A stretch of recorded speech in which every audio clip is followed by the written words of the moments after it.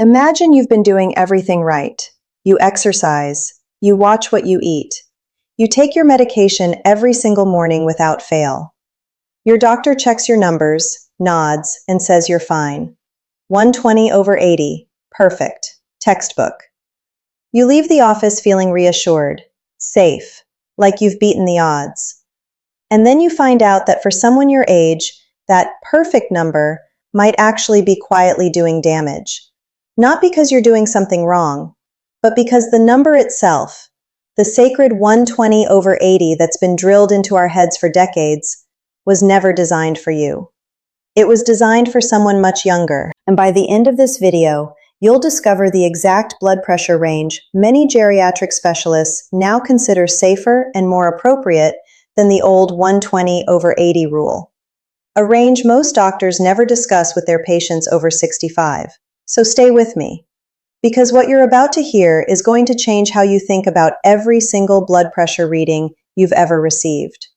If you've never been to this channel before, Dr. Victoria Reed is where we cover the science your doctor doesn't always have time to explain. Hit subscribe right now, because this one genuinely matters. Let's begin. Blood pressure. Two numbers, one on top, one on bottom. Most people have been told the same target their entire adult life, 120/80. It's printed on posters in clinic waiting rooms. It's the number your grandmother was told. It's the number your parents were told. And it's the number most doctors still reach for today when deciding if you're okay. But here's what doctors rarely explain. That number was built on research conducted primarily on middle-aged adults. Younger bodies, more elastic arteries, cardiovascular systems still working at full efficiency.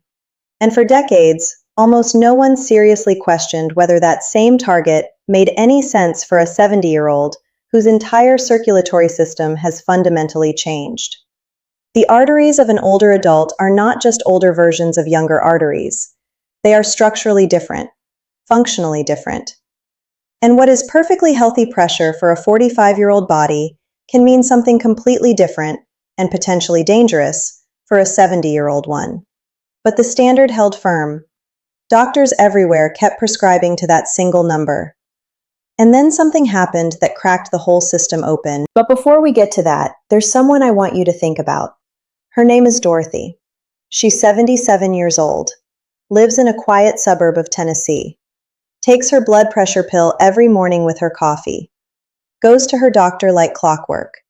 And every single visit, her doctor sees her reading at 136/83 and nudges the medication a little higher. Because 136 is above the target, and the target says it needs to come down. Within a few months of the latest increase, Dorothy started feeling dizzy whenever she stood up from her recliner. She started forgetting small things, where she left her keys, whether she'd called her daughter that morning, the name of the woman she'd been playing cards with for 3 years. Her doctor said it was just age, but here's what her doctor wasn't connecting.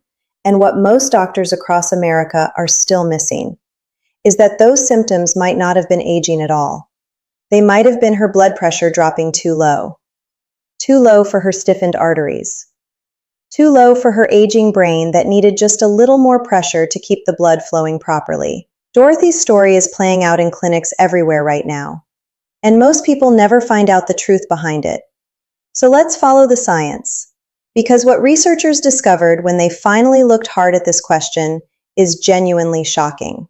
In 2015, a massive clinical trial called the SPRINT trial, the Systolic Blood Pressure Intervention trial, released findings that sent shockwaves through the cardiology world. Over 9,000 adults, many of them over 65. Rigorous design, government funded. The kind of study that rewrites guidelines. What they found was stunning. Aggressively lowering systolic blood pressure below 120 reduced cardiovascular events and death significantly. The results were so striking that the trial was stopped early, ended ahead of schedule because the benefits were so clear, researchers felt it would be unethical to continue. For one brief, clean moment, the medical world thought the answer was simple. Lower is better. Push the number down. Done. But here's where things get disturbing. Almost immediately, other researchers started asking a quieter question, one that wasn't getting nearly enough attention. What about frailty? What about the older adult who doesn't fit neatly into a clinical trial? The person with multiple conditions, on several medications, who lives alone, who was never screened and monitored the way trial participants were. What if pushing blood pressure too low in those people wasn't protective at all? What if it was causing harm in ways the headline numbers couldn't see? What scientists discovered next completely changed how researchers viewed this problem. They began documenting something called the J-curve phenomenon. And once you understand it, you'll never look at a blood pressure reading the same way again. Picture the letter J. The right side of that curve represents high blood pressure. Dangerous, well-known, a clear killer. But the bottom of the J, that low curved end, represents something most people never hear about. The danger of blood pressure that is too low. And in older adults, that bottom of the J is where the real hidden catastrophe lives. Here's why, and this is the part most patients never get explained to them. When you're 35 and your medication drops your pressure a little too far, your body compensates brilliantly. Your heart adjusts, your blood vessels adapt, your brain and kidneys get enough circulation even when pressure dips. Young, elastic arteries are forgiving. But when you're 72, your arteries have stiffened with decades of use. This is called arteriosclerosis, and it happens to everyone. It is not a disease, it is biology. But the consequence is that your body loses its cushion. The brain becomes more dependent on adequate blood pressure to maintain blood flow. Not high pressure, but not dangerously low pressure either. And when it drops too far, when the medication works too well, organs that need blood begin to silently suffer. There's no alarm, no chest pain, no dramatic warning, just a quiet, invisible theft of circulation from the organs that need it most. Now here is where Dorothy's story starts to make complete sense.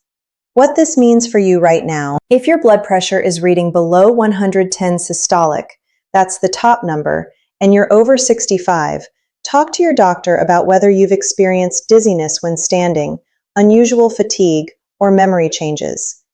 These can be signs your pressure has been pushed below what your body actually needs. If your reading sits between 120 and 130 systolic, current guidelines suggest that may be appropriate for active, otherwise healthy seniors, but only if you're not experiencing symptoms. If your reading is above 140 systolic, that does warrant attention, but how aggressively it's managed should depend on your age, frailty level, and individual risk profile, not just the number alone. Hold on to that, because in a few minutes we're going to lay out the complete framework, the actual blood pressure targets that leading geriatric specialists now use for different people over 65. The chart your doctor probably hasn't shown you. But first, there's something else scientists found. Something even more unsettling. And it has to do with your brain. Here's what most patients never hear. In younger adults, the relationship between blood pressure and dementia is clear. High pressure damages brain vessels over time, lowers the pressure, protect the brain. Simple story. But when researchers began following older adults, specifically those over 70 and 75, for more than a decade, the story changed. In the oldest patients, the relationship between blood pressure and cognitive decline appears to flip. Multiple large observational studies found that among adults in their late 70s and 80s, slightly elevated blood pressure was not always associated with worse cognitive outcomes. In some analyses, it was associated with better ones, and some of those studies found that people whose pressure was aggressively medicated down to the standard target showed higher rates of cognitive decline than those whose numbers stayed slightly higher. Let me make that real for you. Because statistics don't land, stories do. There's a man I want you to picture. His name is Franklin. He's 82, spent his life working outdoors, never smoked, watched his diet. His blood pressure crept up in his late 60s. His doctor managed it carefully, and over 15 years brought his systolic consistently into the low 100s. Clean numbers. By every standard metric, well controlled. But Franklin's family had started noticing something. He repeated himself in conversations. He paused longer than he used to before answering questions. He occasionally lost the thread at family dinners. His doctor noted early cognitive changes, said it was probably age-related. What nobody asked, what nobody connected, was whether Franklin's brain, with its stiffened aging vessels and reduced ability to self-regulate blood flow, was simply not receiving the pressure it needed to function properly. Whether the medication keeping his numbers low was quietly starving his most vital organ. Franklin never got that question answered. Most people like Franklin never do. And the reason why brings us to the part of this story that very few people say openly. What doctors rarely explain is that the medical system has a structural bias toward lower blood pressure numbers. Not because doctors are negligent, but because the system rewards visible, measurable safety and punishes the opposite. A doctor who treats blood pressure aggressively and a patient has a stroke faces real professional consequences. There's a clear paper trail. But a doctor whose frail 80-year-old patient develops slowly worsening memory over 2 years? That gets filed under aging. Nobody connects it to a medication decision made 3 years ago in a 7-minute appointment. The mistake happening in clinics every day isn't cruelty. It's the system optimizing for what it can measure and defend, not for what it cannot see.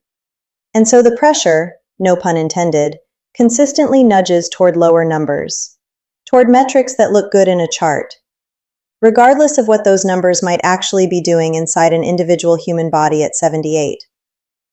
What this means for you right now, if you or someone you love over 65 has recently become more mentally foggy, more dizzy when standing, or more fatigued without clear cause, don't accept that's just aging as a final answer. Ask specifically whether blood pressure medication could be contributing. Ask what the current systolic target is and why that number was chosen for your specific age and health status. These are questions your doctor may not have considered in your specific context. Asking them could genuinely change things. Now, the answer you've been waiting for since the beginning of this video. Here is the actual blood pressure framework that leading geriatric specialists now use, built specifically for people over 65, not for the middle-aged adults those old studies were designed around. Practical blood pressure guide for adults over 65. Adults age 65 to 75 who are healthy and active, walking regularly, mentally sharp, no history of falls, managing any conditions well. Current evidence supports a systolic target of around 130 to 139. This provides meaningful cardiovascular protection without pushing into the danger zone for people in this category. This is the group most likely to benefit from what the SPRINT trial found. Adults who are frail, meaning they tire easily, have lost muscle mass, struggle with daily tasks, aggressive targets become harmful for these individuals. Leading geriatric specialists now recommend an individualized systolic target of 140 to 150 for this group. The priority shifts from preventing future events to protecting present function, independence, and cognitive clarity. Adults with a history of falls, orthostatic hypotension, that dangerous dizzy drop when you stand up, is a documented side effect of blood pressure medication. For people who have already experienced falls, the target must be individualized carefully. A fall at 76 with osteoporosis is frequently the beginning of a chain: surgery, immobility, infection, decline. Preventing that fall may matter more than hitting a number on a chart. Adults over 80, what researchers call the oldest old, require the most individualized approach of all. Some studies suggest that at this age, a systolic between 140 and 150 may actually support better cognitive and functional outcomes than aggressive lowering. Not high, not uncontrolled, but not the same target as a 68-year-old either. This is the framework. Not one number, not one rule.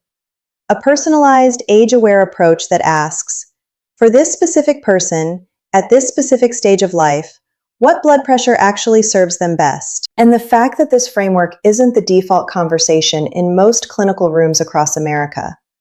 That brings us to the deeper truth of this whole story. Our medical system was built on averages, on populations, on finding the rule that protects most people most of the time. And that logic has genuinely saved millions of lives. But averages are built on the typical. And as we age, we become less typical, more individual, more specific. And a system built on averages slowly starts to fail the very people who need it most. The number 120/80 was never wrong. It was never a lie. It was just built for a body you used to have. And somewhere along the way, nobody updated the rules to match the body you have now. That's not a scandal. It's something more quietly tragic. It's a system that didn't notice when it stopped working for the people it was supposed to protect. But you've noticed. You're noticing right now. And that changes things. Because the most powerful moment in any patient's healthcare journey isn't when the doctor hands you a prescription. It's when you walk into that room already knowing the right questions to ask. Before your next appointment, write down these 3 questions. Keep them in your phone. Bring them with you. Number 1. Is my blood pressure target based on my specific age and health status? Or is it the same general target used for all adults? Number 2. Is my current blood pressure medication increasing my risk of dizziness, falls, or cognitive changes? Number 3. Is there any possibility that my current blood pressure is actually too low for my age and the condition of my arteries? These questions take 30 seconds to ask, but the answers could protect years of your life and the quality of every one of those years. If your doctor pauses, thinks genuinely, and gives you a real answer, that is a good sign. You are being treated as a person. If those questions get dismissed quickly, that is also information. And it may mean it's time to ask for a referral to a geriatric specialist who thinks about these questions every single day. Because you are not a data point. You are a person, at a specific age, with a specific body, with a specific history, and your blood pressure target should know the difference. The rule has changed. The science has moved on. And what was once called perfect, 120/80, applied universally, without question, is now understood to be incomplete at best, and for some people over 65, quietly harmful at worst. Share this video with someone you love who is still living by that old rule. It might be the most important thing they watch this year. And if you want more of this kind of honest, updated, science-backed conversation about what health really looks like as we age, subscribe to Dr. Victoria Reed. We're here every week, and we're just getting started.